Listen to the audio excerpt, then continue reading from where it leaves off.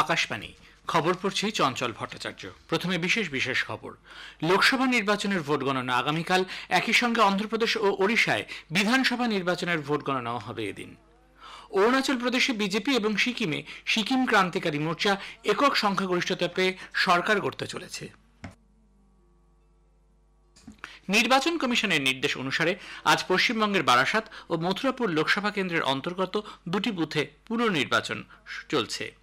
Cyclone Remal এবং বিভিন্ন রাজ্যে তাপপ্রবাহজনিত পরিস্থিতি পর্যালোচনা করতে প্রধানমন্ত্রী গতকাল এক উচ্চ পর্যায়ের বৈঠক করেন। আবহাওয়া দপ্তর জানিয়েছে, আগামী দুদিন পূর্ব, উত্তর পশ্চিম এবং মধ্য ভারত জুড়ে তাপপ্রবাহ অব্যাহত থাকবে। আসামে বন্যা পরিস্থিতি অপরিবর্তিত। রাজ্যের 13টি জেলার 5 লক্ষের বেশি মানুষ বন্যা কবলিত। এ পর্যন্ত প্রাণ হারিয়েছেন 14 জন। ফরাসি ওপেনে পুরুষদের ডাবলসে ভারতের রোহন বোপান্না এবং তার অস্ট্রেলীয় জুটি ম্যাথু এব্রেন তৃতীয় রাউন্ডে পৌঁছেছেন। আসছে বিস্তারিত খবরে। লোকসভা নির্বাচনের ভোট গণনা আগামীকাল। একই সঙ্গে অন্ধ্রপ্রদেশ ও ওড়িশায় বিধানসভা নির্বাচনের ভোট গণনাও হবে এদিন। পাশাপাশি এই 7 দফা নির্বাচনে বিভিন্ন রাজ্যের বিধানসভাগুলির যে আসনগুলিতে উপনির্বাচন হয়েছে তারও ভোট গোনা হবে আগামীকাল। নির্বাচন কমিশন জানিয়েছে, ভোটের ফলাফল এবং গণনার প্রবণতা results.eci.gov.in ওয়েবসাইটে এবং ভোটার হেল্পলাইন অ্যাপে পাওয়া যাবে। এই ওয়েবসাইটে রিটার্নিং অফিসার এবং কাউন্টিং এজেন্টদের জন্য একটি হ্যান্ডবুক প্রকাশ করা হয়েছে। ভোট গণনা এবং ইভিএম ও ভিভিপ্যাট জমা রাখার ক্ষেত্রে কি ব্যবস্থা নেওয়া হয় সে বিষয়ে যাবতীয় তথ্য এই ওয়েবসাইট থেকে পাওয়া যাবে। সিকিম বিধানসভা নির্বাচনে সিকিম ক্রান্তিকারী মোর্চা নিরঙ্কুশ সংখ্যাগরিষ্ঠতা অর্জন করেছে।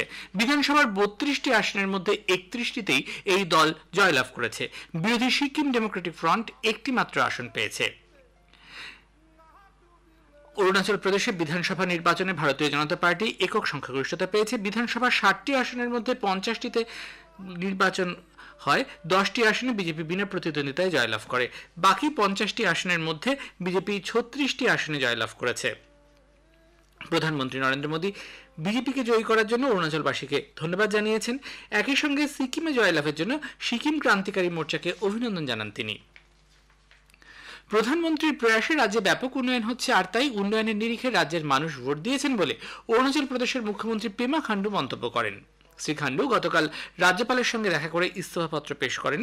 নতুন সরকার গঠন না হওয়া পর্যন্ত রাজ্যপাল তাকে কাজ চালিয়ে যেতে বলেছেন। বিজেপির সর্বভারতীয় সভাপতি জগৎ প্রসাদ নাড্ডা অরুণাচল প্রদেশ বিধানসভায় দলের বিরাট সাফল্যের জন্য সেখানকার মানুষদের প্রতি কৃতজ্ঞতা ব্যক্ত করেছেন। নির্বাচন কমিশনের নির্দেশ মতো কড়া নিরাপত্তার মধ্যে পশ্চিমবঙ্গের উত্তর 24 পরগনার বারাসাত লোকসভা কেন্দ্রের দিগঙ্গা বিধানসভার অন্তর্গত 61 নম্বর কদম্বগাছি সর্দারপাড়ার একটি এবং দক্ষিণ 24 পরগনার মথুরাপুর লোকসভার কাকদ্বীপ বিধানসভার অন্তর্গত 26 নম্বর আড্ডির মহল শ্রীচৈতন্য বিদ্যাপীঠ বুথে পুনর্নির্বাচন হচ্ছে। ভোট গ্রহণ শুরু হয়েছে সকাল 7টায়, চলবে সন্ধ্যে 6টা পর্যন্ত। অষ্টাদশ লোকসভা নির্বাচনের ভোট গণনার দিন 4 জুন আকাশবাণী কলকাতার সংবাদ বিভাগের বিশেষ নিবেদন জনমত 2024 কি বলছে ভোটের ফল। সকাল 10টা থেকে বিকেল 4টে পর্যন্ত ভোট গণনার গতি প্রকৃতি এবং ফলাফল বিশ্লেষণের এই অনুষ্ঠানে হাজির থাকবেন সাংবাদিক, রাষ্ট্রবিজ্ঞানী, অর্থনীতিবিদ, সমাজতাত্ত্বিক এবং বিভিন্ন রাজনৈতিক দলের প্রতিনিধিরা।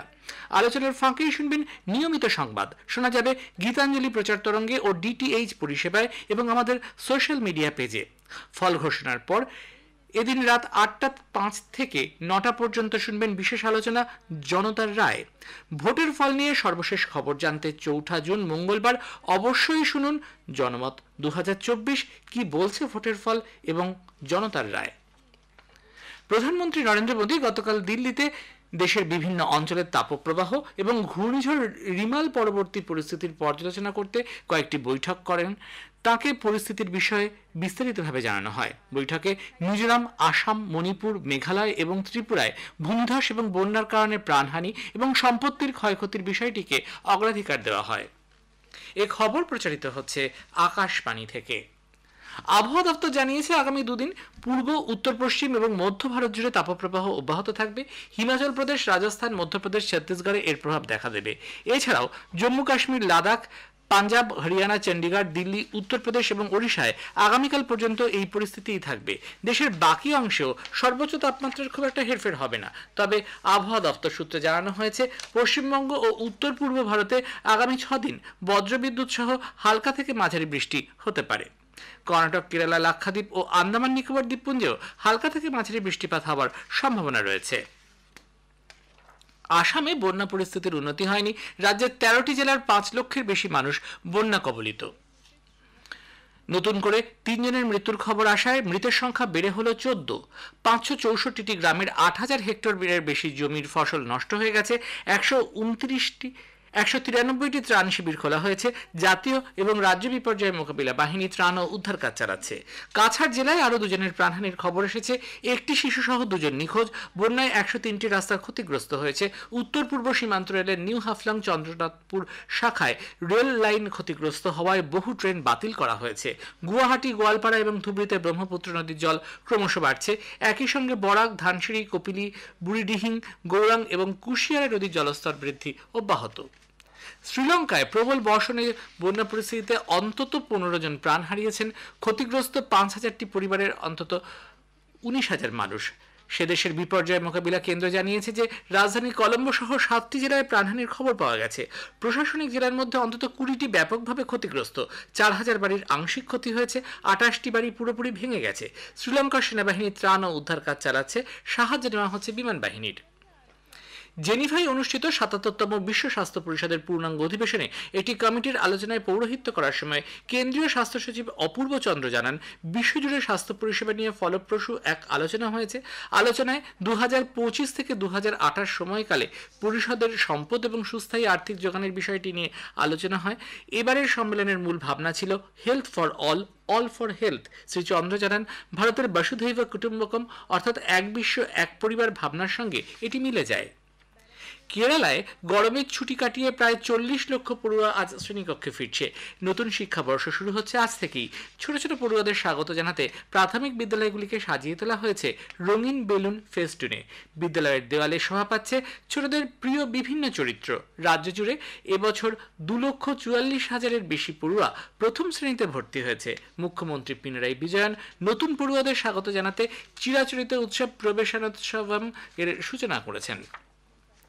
কর্ণাটক বিধান পরিষদের 6টি আসনে আজ ভোট গ্রহণ চলছে।